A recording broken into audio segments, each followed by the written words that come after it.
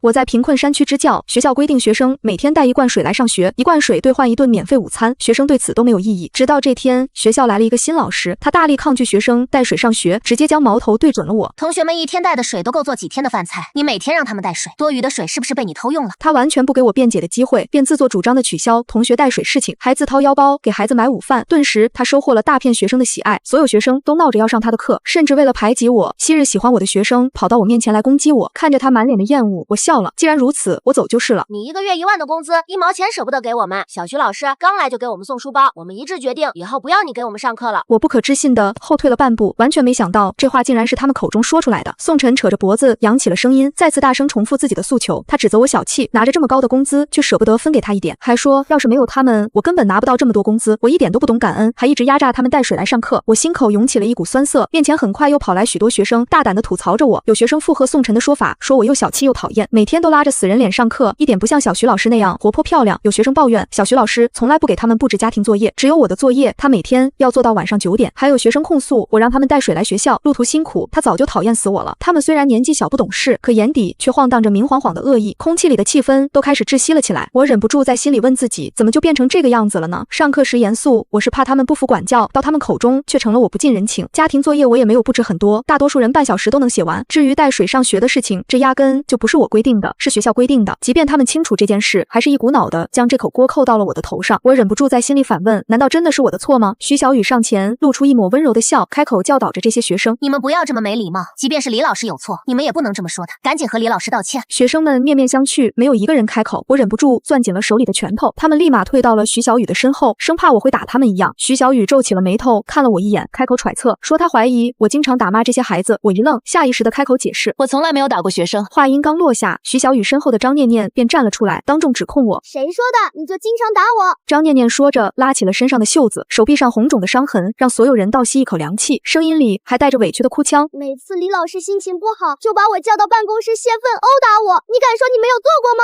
我气得浑身发抖，怎么不敢说？这些伤痕明明是他爸爸打的，我心疼他，只能每次课间或者放学的时候把他叫到办公室给他擦药，一转眼的功夫，这件事就成了我殴打他。我张了张嘴，话还没有吐出来，李小花便颤颤巍巍地举起了手给张念念作证，念念说的是真的，每次他从李老师办公室出来都是哭着的。其他孩子即便没见过，这会儿也全都团结地站出来做伪证，他们纷纷声称自己见过我殴打张念念的场景。我直视张念念的眼睛，哑声询问他，这伤痕明明是你爸爸打的，你为什么要污蔑我？他眼神闪躲，不知道该如何回应我，嘴一撅，直接哭了出来。在小孩的世界里，哭是最能解决问题的办法。这幅场景落到徐小雨的眼里，就变成了我在胁迫张念念。他面色严肃了起来，李老师，你身为老师殴打学生这件事，我会到教育部投诉。你还记得你当初来支教的初衷吗？你怎么能这么对他们？说完，他甚至不想再分给我一个眼神，轻声安慰起了张念念。我又气又急，一遍遍无力地为自己解释，告诉他说张念念身上的伤口真的不是我打的，让他去张念念家里了解一下就知道，那些伤都是张念念的爸爸打的。徐小雨低着头，语气愤然，他让我不用在这里狡辩，具体情况他会调查清楚。张念念配合地扬着嗓子大声哭泣，像是在用行动证明我就是那个罪魁祸首。自从那天起，我在学生心中的形象一落千丈，他们直接通过罢课来反抗我。我走进教室，叹了口气，这已经是这周他们第5次罢课了。所有人全都跑到了隔壁教室里玩闹，课程荒废了不止一星半点。我坐在安静的教室里，能清晰地听到徐小雨的声音，她笑着和孩子们商量，以后把体育课从1周1节调整到1周5节。教室里响起了兴奋的鼓掌声，孩子们张大嘴巴喊着同意。我犹豫再三，还是想上前劝阻。这个地方本就教育资源落后，他们得比其他地方的人努力100倍不止，才能追赶那些人的步子。课程本来就很紧凑，体育课的时间都是挤出来的。徐小雨张口就是5节体育课，那缺了的课程根本没办法补。我走到徐小雨面前，她眼中的热情淡了下来，浮现出一抹疏离。徐老师，我觉得这个体育课还是应该减少，不然孩子的课程赶不上了。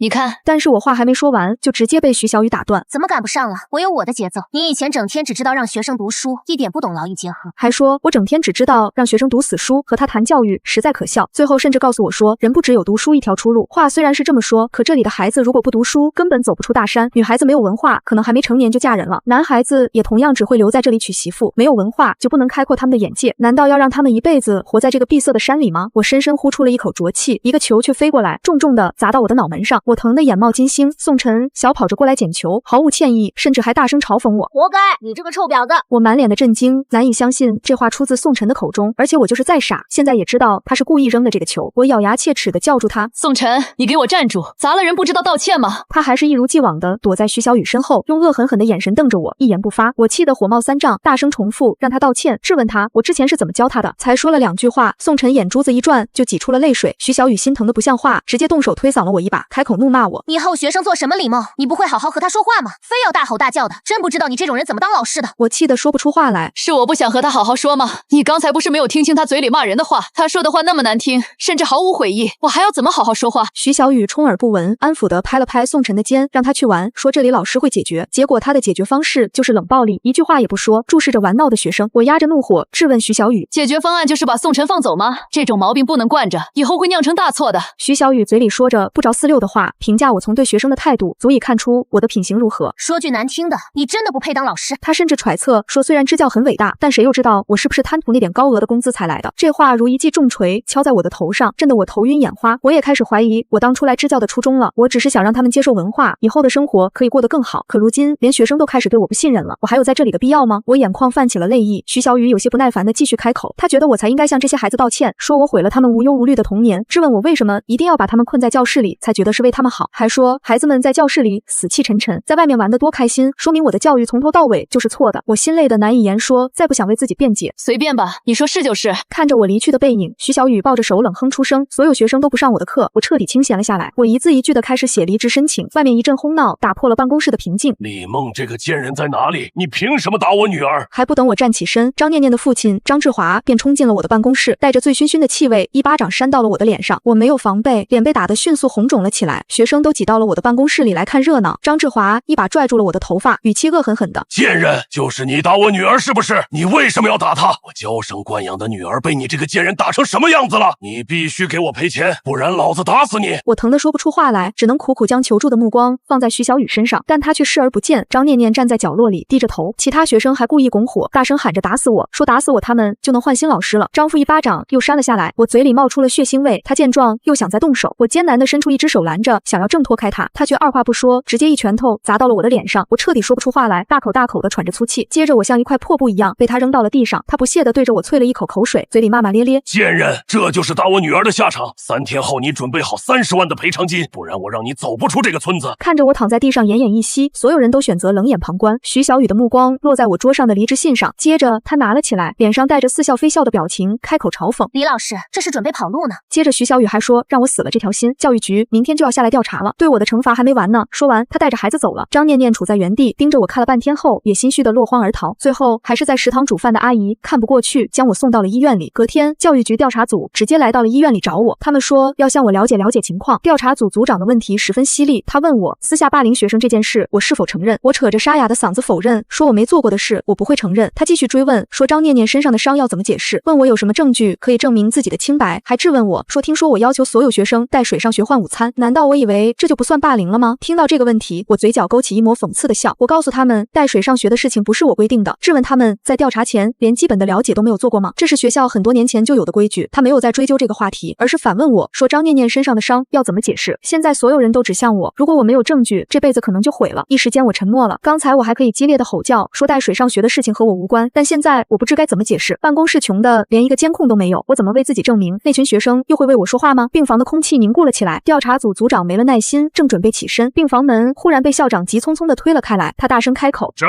据我们有。校长推开门，喘着粗气，看样子是跑得很急。我疑惑他手里的证据是什么，不等我过多思考，校长的话便传入了我的耳朵里。他陪笑着看向调查组组长，为自己的迟到道歉，说前几天因为在其他地方培训，没想到我遭受了这番委屈。他用人格发誓，说我为人正直，肯定不会虐待学生，而且他这里正好有监控。我更加疑惑了，不知道监控哪来的，但心底却松了口气。王校长拿出了一个 U 盘，递到调查组的人面前。他开口解释说，前段时间有爱心企业家资助了一批新监控，那时候我生病请假了，所以这件事我不知道。他说自己因为培训也忘记了把这件事告诉我，害得我受了这么大的委屈，让调查组的人看监控就知道我是清白的。调查组的人也没耽误，立即打开电脑，插上 U 盘，看起了监控。监控里清晰地记录着张念念在我面前倾诉委屈，我一脸心疼的给她抹药的场景，完全不像张念念口中我霸凌她的说辞。调查组的人眼底划过一丝惊诧，在看我时的眼神带了几分惋惜。他们向我道歉，说刚才问的问题有点难听，希望我见谅。我笑了笑，告诉他们不碍事，弄清楚就好，至少我能证明我是清白的就行。我转头看向校长，感激地向他道谢，随后提出了离职申请。我告诉王校长，我在这里待了5年的时间，非常感谢他的照顾，但是我心有余力不足，所以我想辞职了。王校长欲言又止，我知道他的为难，这个山区条件艰苦，多少老师都不愿意来支教，就算有老师来，最多待1个月又都坚持不住走了。只有我和王校长在这里待的时间最久，我一待就是5年，更更别提王校长在这里待了10多年之久，结果我却落得这个结局，说不心寒是假的。王校长劝我，让我再考虑考虑，说我要是走了，就真没人在这里教书了。我苦笑着摇摇头，我告诉王校长，我爸妈那边也催了很久，让我回家了。我还说，这里不是还有徐老师可以兼顾，让他不用太担心。至于他的工作，没有老师来这里教书，校长就会被调任到县里，其实对他而言也是好事。王校长头疼的摆摆手，他告诉我，徐老师只来1个月，是来混基层经验的，1个月后他走了，这些孩子就全都没人教了。他再次劝我，问我真的不再考虑一下吗？我出言打断了他的话，王校长，不是我不想教书，是这里容不下我了。他叹了口气，说也罢也罢，这些年我付出的也够多了，我要走就走吧，是他们没福气，还说我不用辞职，他会和上面写申请给我调走，说我受苦了。王校长的帮忙让我忍不住泪目，我连连向他道谢。处理完这件事后，我立即拨通了报警电话。张念念的父亲殴打我的事情不能就这么算了，我就是走也得处理干净这些事情。支教老师被当地村民殴打，警察一听这个事情，立马开始帮我调查了起来。我们一行人浩浩荡荡的前往学校，还没进学校大门，就看见了张志华正在感谢徐小雨。他对着徐小雨说，多亏了徐小雨告诉他这个事情，要不是徐小雨，他家念念受了这么大的委屈，他都还不知道。他说话清明，看样子估计是酒醒了，不过酒醒了又如何，还不是照样污蔑我。有时候我还是挺佩服他的心理素质的，人明明是他打的，却也能赖在我身上，他还能如此义正言辞的控诉我，真是可笑之极。徐小雨撩了撩头发，笑着开口回应，他说不用客气，这是他们应该做的。身为老师，他也非常痛恨这种蛀虫，拿着这么高的工资，竟然还敢殴打学生。警察清了清嗓子开口，院子里站着的几人才注意到了我们。警察询问张志华的身份，说他涉嫌殴打他人，需要他配合去警局调查。大概是站得太远，他没有听清警察的话，只了解了一个大概，就快步走到警察面前。他态度嚣张的开口，问警察是不是来调查他女儿被殴打的事情。他说来的正好，他还想报警，说他女儿被老师殴打，刚好证人徐老师也在这里。话落，他精明的目光落在我身上，冷嗤了一声，他张口就骂我贱人，问我还有脸来，打了他女儿还敢上门，质问我赔偿准备好了没有。我讽刺的看了他一眼，告诉他我们来找他不是算他女儿的账，是算我和他的账。我告诉他，他打了我这件事不能就这么算了，我还说我这里有医生的鉴定证明，我被他打成9级伤残，让他想想该怎么赔偿我。张志华的眼神闪了闪，张口就开始否认。他质问我有什么证据证明是他打的我，让我别张着嘴乱说。他还问我谁看见了这件事，让我说出来听听。他甚至还说他女儿的账凭什么不算。他话音刚落下，徐小雨便主动上前替他解围。他开口劝我说这话可不能张口乱说。我说张志华打我要有证据才行。顿了顿，他转头笑着询问那些学生，他问孩子们有没有看见张叔叔打我。教室里的人像是早就排练好了一样，异口同声地说没有看见。我心底是说不上的悲哀，没想到教了5年，竟然教出了一群白眼狼。我也不想再和他们废话，直接开口。我告诉他们，他们看不看见不重要，我这里有监控。徐小雨顿时笑出了声，他嘲讽我说这里有监控是在骗谁？谁不知道这里穷的要死，根本没钱装监控。徐小雨还质问我说有监控，监控在哪里？话语间是毫不掩饰的嫌弃。这话一出，张志华更加嚣张了，他跟着附和说我有监控就拿出来，想骗钱就直说，我虐待他女儿，他都还没有找我算账。他恶狠狠地走上前，捏紧了拳头，像是只要我再开口，他的拳头就会落到我脸上一般。警察严肃地出声警告，让他够了，问他看不见警察吗？还说这里确实有监控证明他打人了。张志华慌了一瞬，很快又镇定了下来，他让警察拿出监控来给他看，紧张地咽了口酸水，死死地盯着警察。徐小雨的脸色也白了几分。警察拿出电脑，直接调出了监控，张志华殴打我的样子在监控底下无所遁形。顺便，警察还给他们播放了一段我给张念念上药的视频。我的好心被当成了驴肝肺，转头就被污蔑成虐待学生。王校长恨铁不成钢地看着徐小雨，他质问徐小雨，身为老师怎么能胡乱说假话？他还说同为老师，我被打成这个样子，他竟然还能袖手旁观，撺掇学生都说假话。徐小雨挤出一个比哭还难看的笑，连忙为自己辩解甩锅。他喊着王校长，说他冤枉自己了，他以为我是真的霸凌学生了，所以才觉得我是活该。他还说自己真的不是故意的，都是这群学生撒谎骗了他。说罢，他看见低着头发抖的张念念，一把将他拽了出来，让他为自己作证。他质问张念念，是不是张念念说我欺负了他，他才被骗的？他疯狂地摇晃着张念念，目光阴冷地指向李小花。他质问李小花，当初是不是也说看见我欺负张念念了？这些孩子都是人精，怕被警察抓，全都选择沉默。徐小雨失控大叫，质问他们怎么不说话了？明明就是他们在误导自己。宋晨扯着脖子反驳他，质问他怎么不说自己让他们孤立我的事情，还有让他们罢课的事情怎么不说？宋晨还说，就算他们误导了又怎么样？他是个成年人，连这点思考的能力都没有吗？徐小雨一梗，我却没耐心听他们吵架了。原本我以为他们不来上课是因为徐小雨总是给他们一些奖品，没想到他还从中鼓动了这些孩子。我脸色复杂的看了他一眼，问他，我好像没有得罪过他吧？他这么做合适吗？徐小雨哭着为自己辩解，说他不是故意的，他就是和同学们开个玩笑，没想到他们会当真。我冷声反问他，玩笑是这么开的吗？徐小雨抽泣着，一直抹眼泪。张志华恼了，一巴掌直接拍在了徐小雨的头上，他张口就骂徐小雨贱人，质问他不知道事情的真相就来教唆自己，为什么要和他说他女儿是被我打的？徐小雨哭得更大声了，喊着自己怎么知道。他还反驳说张志华的女儿本来就是被他打的，他现在站出来装什么无辜？说到底还不是他想敲诈我的钱。两个人当场狗咬狗。张志华出手快，不等警察上去阻拦，徐小雨已经被重重扇了几巴掌。长，但我全程都选择冷眼旁观，即便救我不是他的本分，可这一切都是他从中作梗，所以我很难不去怪他。警察将张志华控制了起来，徐小雨才微微回神，朝着我小声道歉。他喊着我的名字，说对不起，他不是故意这么对我的，他真的是害怕被排挤，让我当他不懂事，原谅他好不好？我冷声回绝了他，我告诉他我不会原谅他，剩下的话让他和教育局的人去说，作风不端正的人是他，不是我。徐小雨脸上青一阵红一阵，而调查组的人就在门外目睹了全程。他就是在想为自己辩解，此刻也找不到更好的理由了。即便他当初对这些孩子确实是很好，但是他所有的行为却都是有目的的。张志华也因为故意殴打他人被判处了1年有期徒刑，外加赔偿我15万的损失。张念念哭着来我面前求情，他喊着我李老师，问我能不能别要这么多钱，说他家里给不起，让我放过他们好不好？我在心里反问，我放过他，那谁又来放过我呢？他当初故意哄骗大家污蔑我的时候，可不是这副嘴脸。见我沉默着不回应，他脸上的表情扭曲了起来，他冲着我大喊，说我明明也没出什么事，要这么多钱有什么用？还说我明明知道这15万他家根本拿不出来。我很难想象这样的表情会出现在这么小的孩子脸上。我放下手中的书，认真的询问他，我问他，所以他觉得这是我的错吗？我还问他，如果不是他哄骗大家，我虐待他，我为什么会被他爸爸打？我告诉他，犯错了就要为自己的错误买单。我教过他不要把刀对准受害者，他怎么就是学不会呢？他再说不出一个字来。徐小雨因为这件事被开除了，我也接到了上面的调令，准备离开这里。整个学校只有校长一个老师，由于暂时无法上课，所有学生都处于停课的阶段，他们只能等到新老师来这里任职。可是谁又知道这里什么时候才会来新老师呢？这是一个无解的答案。也许明天，也许永远不会有人再来这里。我开车走的时候，几个孩子冲出来挡在我的车前，他们红着眼睛质问我，我走了以后谁来给他们上课？我神情淡漠的回应说我不知道，我让他们别在这里拦着，我要走了。他们不动，依旧固执的在我车前站着，他们以为耗着我就不会走了，他们冲着我大喊说我不准走，我走了，他们以后没人上课了，就没办法走出大山了。李老师，你不能这么自私，你这是要毁了我们的前途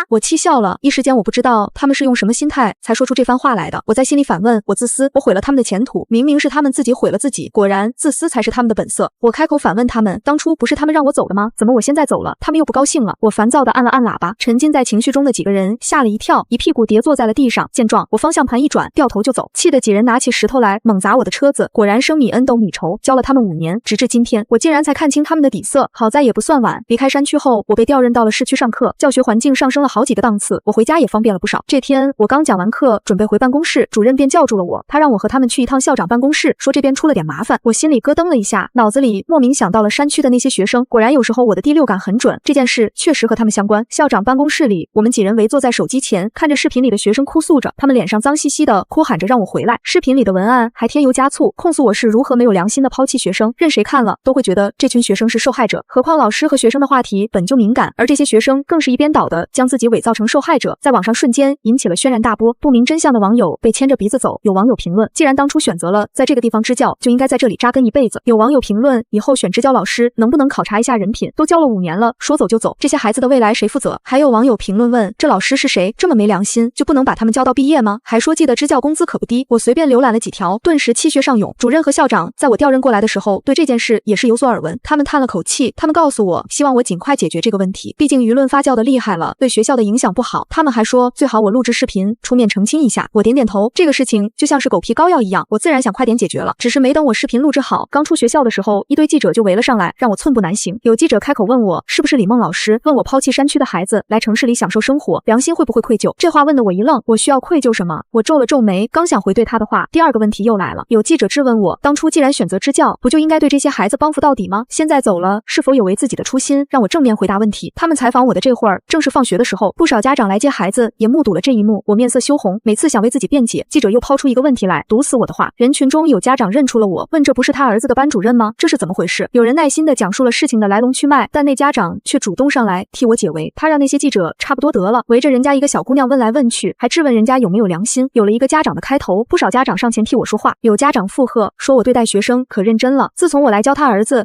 数学成绩提升了不少。有家长说他女儿也是，还指责这些媒体工作者不能只听信一面之词，一点专业性都没有。他们的帮助让我瞬间泪目，我捂住通红的眼眶，一个敬地道谢。而后我才面向媒体大声开口，我告诉他们，我没有辜负过任何一个学生，但凡他们提前了解过，都知道我在那里被学生污蔑，被学生家长打到9级伤残。我反问他们，遇到这样的人，他们敢去支教吗？我还说我只是去支教，又不是死在那里，我凭什么要一辈子扎根在那里？质问他们怎么不去？那几个记者被我对得哑口无言，最后落荒而逃。好在有良心的记者了解到了事情的来龙去脉，去警察那里调取到了不少当初我被殴打的证据，他们把证据一并发到了网上，替我澄清。网上的风向很快又开始变动，当初骂我最难听的几个人都纷纷出来道歉，当初污蔑我的媒体号被网友攻击的到注销。至于山区的那几个学生，自从闹出了这件事后，再没有人敢去他们学校支教，最后学生纷纷辍学，嫁人的嫁人，干农活的干农活，他们几乎奠定了后半辈子被困住的人生。他们自己亲手掐死了自己最有希望的一条路，以后就算是后悔，也要咬着牙把这条路走下去。是是非非再与我无关，以后我只想过好我自己的生活。我把从山区带来的所有物件都锁进了衣柜最深处的牛皮纸箱里，纸箱里装着5年间写满的备课本，学生们歪歪扭扭的作业本，还有几幅褪色的蜡笔画。画里的我站在黑板前，身边围着一群笑闹的孩子。我合上纸箱盖的那一刻，指尖微微发紧，像是要把那段浸满委屈与心寒的过往一并封存在不见光的角落。我在市区的学校正式落了脚，新的办公室宽敞明亮，每张工位都配有独立的储物柜，窗外是修剪整齐的绿化带，不是山区里漫无边际的黄土与群山。教室的多媒体设备一应俱全，不用再像从前那样靠着一支粉笔一块黑板给孩子们讲外面的世界。我依旧保持着从前备课的习惯，每一个知识点都反复打磨，每一份作业都认真批注，连板书的排版都提前在草稿纸上规划妥当。我带的班级第一次月考就从年级中游冲到了前列，学校的公告栏里贴出了成绩排名，我的名字被标红放在最显眼的位置。办公室的同事们纷纷递来赞许的目光，有人给我的办公桌上放了洗干净的水果，有人笑着拍了拍我的肩膀。我礼貌的颔首回应，指尖却下意识地攥紧了手里的红笔。我始终和所有人保持着不远不近的距离，同事们约着下班聚餐，我总以要回家备课为由婉拒。家长们发来感谢的消息，我只简单回复分内之事，从不多说一句题外话。就连学生们围过来问问题，我也只会站在教室的走廊里解答，永远把办公室的门敞开着，口袋里的录音笔始终处于开启状态。我再也不会把任何学生单独叫到封闭的办公室里，再也不会毫无保留地对谁掏心掏肺。山区的那段经历像一道看不见的疤刻在我的骨子里，我开始频繁地做噩梦，梦里是张志华带着酒气的拳头，是学生们围在办公室门口喊着打死我的哄闹声，是张念念手臂上红肿的伤痕，是徐小雨带着嘲讽的眼神。我总是在凌晨惊醒，浑身被冷汗浸透，心口像压着一块巨石，喘不过气。我会坐在黑暗里反复回想那段日子的每一个细节，反复问自己，是不是真的哪里做错了？是不是我真的太过严厉？是不是我真的不懂教育？是不是我的善意从一开始就用错了方式？天光大亮的时候，我又会把这些念头强行压下去，换上平整的衬衫，化上淡淡的妆，准时出现在教室里，站在讲台上做那个冷静、专业、无可挑剔的李老师。我不敢再看任何和山区支教相关的新闻，手机里推送的相关内容我都会立刻划走，连标题都不敢多看一眼。就连电视里放着乡村题材的电视剧，我都会立刻拿起遥控器换台。我像一只受惊的鸟，拼命躲开所有可能勾起过往回忆的碎片。父母小心翼翼地照顾着我的情绪，周末回家吃饭，他们绝口不提山区的任何事，只是不停地给我夹菜，问我工作累不累，学校的伙食好不好。我看着他们鬓角新添的白发，看着他们眼里藏不住的心疼，鼻尖一阵阵发酸。当初我执意要去山区支教，他们没有拦我，只是反复叮嘱我照顾好自己。后来我被打住院，被污蔑霸凌学生，他们连夜坐了10几个小时的车赶过来，看着我脸上的伤，一句话都没说，只是红了眼眶。我欠他们太多了，我在心里告诉自己，一定要好好生活，一定要平平安安的，不能再让他们为我担心。日子就这么不咸不淡的过着，我在学校里站稳了脚跟，教学能力得到了所有人的认可，家长们都想方设法把孩子送到我的班里，我的生活渐渐步入正轨，有了固定的作息，有了规律的3餐，再也不用像在山区那样每天要算着水量过日子，要担心下一顿有没有足够的粮食。可我心里的那个缺口始终没有填上，我像一个套着坚硬外壳的人，对外界的所有善意都保持着警惕，不敢轻易交付信任，也不敢再对谁付出多余的温柔。新学期开学，班里转来了一个叫陆淼的女生，她总是穿着长袖的校服外套，哪怕是30多度的盛夏，也把拉链拉到领口，袖口紧紧地攥在手里。她性格孤僻，永远坐在教室的最后一排，上课从不举手发言，下课也只是趴在桌子上，不和任何同学说话。班里的学生都不愿意和她做同桌，有人私下里说她性格古怪，有人说她身上有味道，还有男生会故意在她路过的时候起哄推搡，她从来都不反抗，也不说话，只是低着头，把自己缩成小小的一团，像一只受惊的幼兽。她的作业本永远是空白的居多，成绩排在年级的最末尾。我第一次批改她的作业时，在空白的作业本里发现了一张小小的画纸，画纸上用铅笔画着一个缩在墙角的小人，头顶是黑压压的乌云，周围一片空白。我的指尖顿了顿，心里泛起一阵说不清的酸涩。真正让我浑身发冷的是一次收作业的时候，她站起来把作业本递给我，袖子顺着手臂滑下来，露出了小臂上青紫色的淤伤，还有几道深浅不一的划痕。那一瞬间，我像被一道惊雷劈中，浑身的血液瞬间凝固，指尖发麻，手里的作业本哗啦一声散落在地上。张念念那张带着哭腔的脸，还有她手臂上一模一样的伤痕，瞬间涌进我的脑海里。我扶着讲台，缓了好半天才稳住自己发抖的身体。学生们疑惑地看着我，我勉强扯出一个平复的表情，弯腰捡起了地上的作业本。那节课剩下的时间，我几乎不知道自己在讲什么，耳边是自己砰砰的心跳声，眼前反复闪过山区办公室里的场景，闪过张志华的拳头，闪过学生们眼里明晃晃的恶意。下课铃响的那一刻，我几乎是逃一样的离开了教室。我躲在卫生间的隔间里，用冷水一遍遍拍着脸，看着镜子里脸色惨白的自己，大口大口的喘着气。我在心里一遍遍的告诉自己，不要管，不要多事，你已经吃过一次亏了。你忘了自己是怎么被污蔑的吗？忘了自己是怎么被打到住院的吗？你只是一个任课老师，做好自己的本职工作就好，不要去掺和别人别人的家事，不要去淌这趟浑水。我拼命压下心里那点冒头的在意，逼着自己不去关注陆淼，可我的目光总是会不受控制的落在教室最后一排的那个身影上。我看到他中午放学不去食堂吃饭，只是躲在楼梯间的角落里啃着干硬的面包，就着自来水咽下去。我看到他被班里的男生故意撞倒在地，书本散了一地，他只是默默地蹲下来，一本一本地捡起来，全程没有抬头，也没有出声。我看到他的作业本里除了那些灰暗的话，偶尔会写下几个小小的字，写着想离开，写着好疼。我的心像被一只手紧紧攥着，喘不过气。夜里躺在床上，我翻来覆去睡不着，眼前反复闪过陆淼那双没有光的眼睛。我又想起了自己当初去支教的初衷，我想让那些困在大山里的孩子能看到外面的世界，能有选择自己人生的机会。我想让那些身处黑暗里的孩子能感受到一点点光。难道就因为一次被伤害，我就要把自己的初心全部丢掉，就要变成一个冷漠旁观的人吗？可善意的代价我已经尝过了，那种被自己拼尽全力想要保护的人反过来捅一刀的滋味，我再也不想尝第二次了。我在这样的挣扎里度过了一天又一天，最终我还是没能彻底放下。只是这一次，我再也不会像从前那样一腔热血的横冲直撞，再也不会毫无保留的掏心掏肺。我开始用最小心翼翼的方式，一点点的靠近他。我不会把他单独叫到办公室，只会在批改作业的时候，在他的作业本里写下一句句鼓励的话。我会在他的作业本里加上一张新的画纸，还有几支彩色的铅笔。我会在食堂打饭的时候多打一份热乎的饭菜，装在保温盒里，趁着课间教室没人的时候，轻轻放在他的桌洞里，不留任何痕迹。我会在班里的男生起哄欺负他的时候，不动声色地走过去，用眼神制止那些调皮的学生，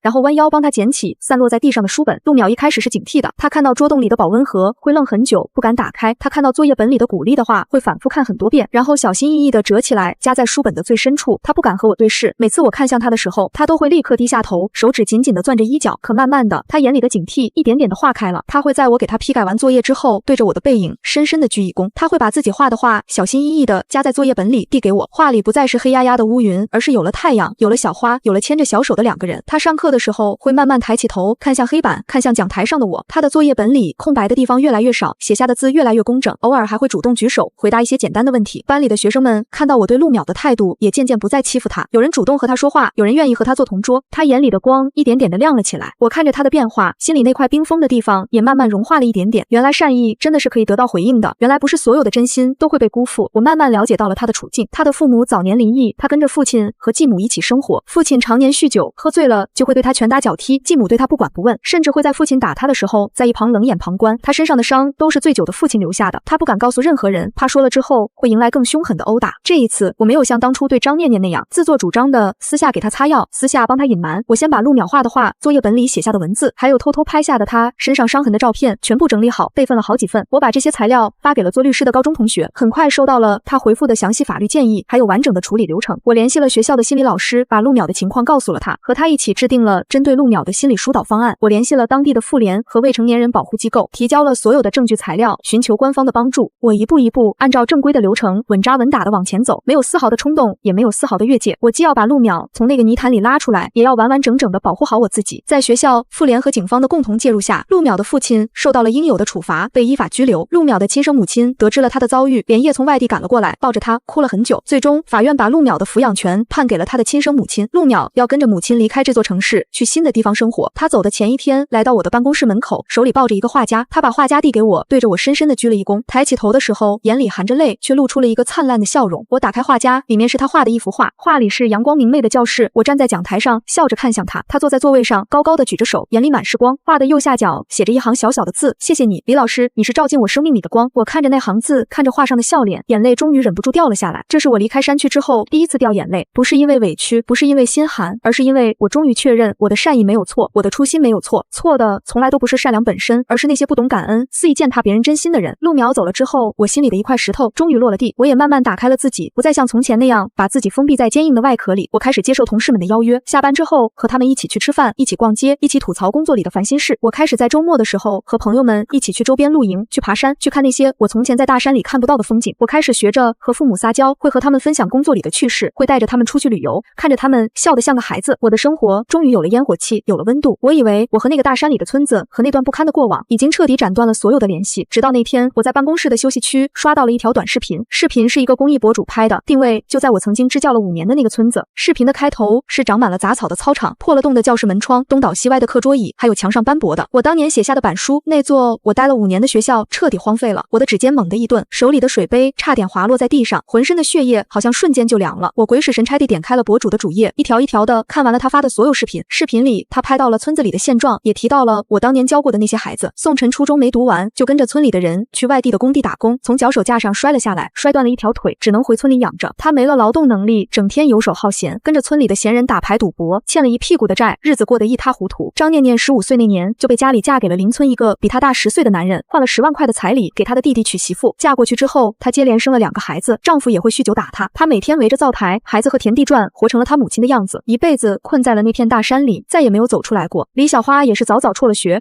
，17岁就嫁了人，丈夫常年在外打工，她一个人在家照顾公婆带孩子，种着几亩薄田，脸上早早的就有了风霜的痕迹。还有其他的那些孩子，大多都是重复着上一辈的人生。男孩子早早出去打工，在工地上耗着自己的青春，女孩子早早嫁人，用自己的彩礼给兄弟换前程，一辈子困在大山里，困在柴米油盐的琐碎里，没有一个人走出了那片大山。就像我当年说的那样，他们亲手掐死了自己人生里最有可能通往外面世界的那条路。我看着视频里那些熟悉又陌生的面孔，心里没有预想的快意，也没有幸灾乐祸，只有一种沉甸甸的说不出来的复杂情绪，像一块巨石压在我的心口，让我喘不过气。夜里我又开始做噩梦，梦里是荒废的教室，是孩子们围着我骂我自私的脸，是徐小雨说我教育从头到尾都是错的声音，是张念念躲在角落里不敢看我的眼睛。我从梦里惊醒，浑身是汗，坐在漆黑的房间里，直到天光大亮。我又开始陷入了无休止的自我怀疑。我反复地问自己，如果当初我没有走，会不会不一样？如果我再耐心一点，再坚持一下，再给他们多讲一点外面的世界，他们会不会就不会变成现在这个样子？如果我当初能早点发现他们的恶意，早点引导他们，是不是一切都会有转机？哪怕我知道错的不是我，哪怕我知道我只是一个老师，不是神，我不能替他们做选择，更不能为他们的人生负责，可我还是忍不住的想，忍不住的愧疚。学校的心理老师察觉到了我的情绪异常，给我递来了预约咨询的纸条。之后的几周里，我定期坐在他的咨询室里，看着他写下的疏导方案，看着他在纸上写下的那句你不必为别人的人生负责，心里的郁结一点点的散开了。他给我看了很多教育相关的案例，告诉我教育的本质是唤醒，是引导，是给人选择的权利，而不是强行把别人拉到你认为正确的路上。我已经给他们打开了那扇窗，已经把通往外面世界的路铺在了他们面前，是他们自己选择了关上窗，转身走回了那条熟悉的却没有光的路。我没有对不起他们，更没有对不起自己的初心。我终于和自己和解了。那个周末，我从衣柜深处把那个封了很久的牛皮纸箱拿了出来，我擦去了纸箱上的灰尘，打开了箱盖，一页一页的翻着那些备课本，那些作业本，那些褪色的蜡笔画。我看着作业本上孩子们歪歪扭扭写下的名字，写下的答案，看着画里我和孩子们的笑脸，心里再也没有了刺痛，没有了委屈，只有一片平静。那些日子有过温暖，有过感动，有过我一腔热血的青春，也有过背叛，有过伤害，有过彻骨的寒心，可那都是我人生里真实存在过的一部分。我不必把它藏起来，不必逼着自己忘记，我可以坦然地接受它，然后放下它，继续往前走。就在我以为我和那个大山里的村子再也不会有任何交集的时候，我在学校门口遇到了一个人。那天放学，我刚走出学校大门，就看到了站在马路对面的那个女生。她穿着洗得发白的外套，头发乱糟糟的扎在脑后，手里紧紧攥着一个破旧的布包，脸上带着长途奔波的疲惫，还有藏不住的惶恐。是林小满，我当年在山区教过的学生，那个在所有学生都围着我骂我，都站出来给张念念做伪证的时候，始终低着头站在人群的最后面，没有说过一句话，也没有往前迈一步的女生。她看到我的那一刻，眼睛一下子亮了，又很快暗了下去，手指紧紧地攥着布包的带子，怯生生地站在原地，不敢上前。我的心还是猛地咯噔了一下，过去的那些阴影像潮水一样瞬间涌了上来，我的脚步下意识地顿住，甚至有了转身回到学校里的念头。我怕了，我怕这又是一次精心策划的陷阱，怕我一旦伸出手，就会再次被拖入那个泥潭里，再次被污蔑，被伤害，再次把自己平静的生活搅得天翻地覆。可我看着他眼里的惶恐，看着他单薄的身影，看着他站在人来人往的马路边，像一片随时会被风吹走的叶子，我还是停下了转身的脚步。他犹豫了很久，终于还是鼓起勇气穿过马路，走到了我的面前。他对着我深深地鞠了一躬，腰弯得很低，很久都没有直起来。在抬起头的时候，眼泪已经顺着他的脸颊掉了下来。他没有说话，只是用冻得发红的手从那个破旧的布包里拿出了一张皱巴巴的纸，双手递到了我的面前。纸上是他用铅笔写下的字，歪歪扭扭的，却写得很工整，一笔一画都带着用力的痕迹。他在纸上写了自己的遭遇，他的哥哥在外赌博，欠了一大笔高利贷，家里无力偿还，就决定把她嫁给邻村一个30多岁的男人，用15万的彩礼给他哥哥还赌债。那个男人有过家暴的前科，之前的老婆就是被打跑的。他不愿意，跪在地上求了父母很久，可父母只骂他不懂事，说他生下来就是要为家里做贡献的，把他锁在了房间里，定好了出嫁的日子。他趁着夜里家里人不注意，翻窗户逃了出来，用自己攒了很久的几块零钱，坐了1天1夜的大巴来到了市区。他一路打听，问了很多人，走了很多路，才找到我工作的这所学校。他在纸上的最后写着：李老师，我知道我没有资格求你，可我真的没有别的办法了，你能不能帮帮我？我看着纸上的字，看着他哭红的眼睛，心里五味杂陈。我有无数个理由可以拒绝他，我已经不是他的老师了，我没有义务为他的人生负责。我可以报警，让警察把他送回去，我可以转身就走，当做从来没有见过他。我吃过一次亏，我比任何人都知道好心可能会换来什么样的代价。可我看着他，就像看到了当初的陆淼，